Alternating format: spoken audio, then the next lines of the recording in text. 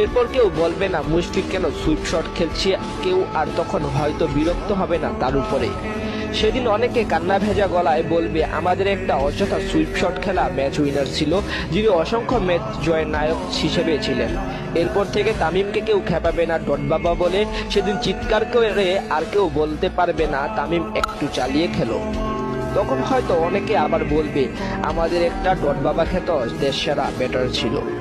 সেদিন খুঁজবে আজকের বিজ্ঞাপন বাবাকে, যাকে নিয়ে শত তর্ক বিতর্ক করতে অনেকের মন চাইবে, কিন্তু তিনিই থাকবেন না আর আমাদের মাঝে 22 গজে।